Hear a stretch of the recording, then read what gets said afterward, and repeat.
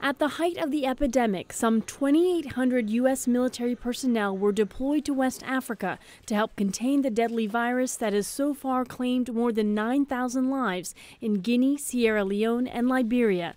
Now, nearly 5 months after Mr. Obama committed the American troops to set up treatment centers and other infrastructure to stem the outbreak, the president announced Wednesday that all but 100 will return home by April 30th. Not to declare mission accomplished, but to mark a transition. Thanks to the hard work of our nearly 3,000 troops who deployed to West Africa, logistics have been set up, Ebola treatment units have been built, over 1,500 African health workers have been trained.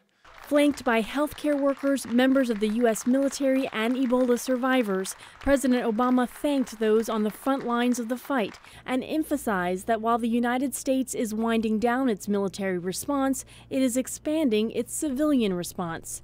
In the 10 months since the first American healthcare workers were deployed to West Africa, the president said the U.S. has helped treat Ebola patients, trace their contacts, promote safe burials, and galvanize the international response.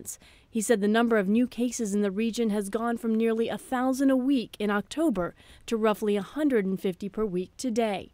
Our focus now is getting to zero, because as long as there's even one case of Ebola that's active out there, risks still exist. Every case is an ember that, if not contained, can light a new fire.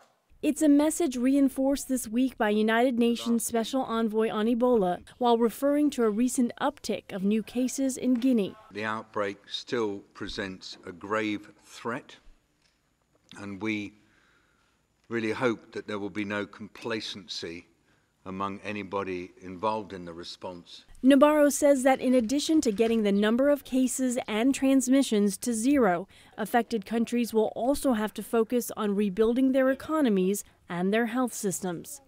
Aru Pande, VOA News, the White House.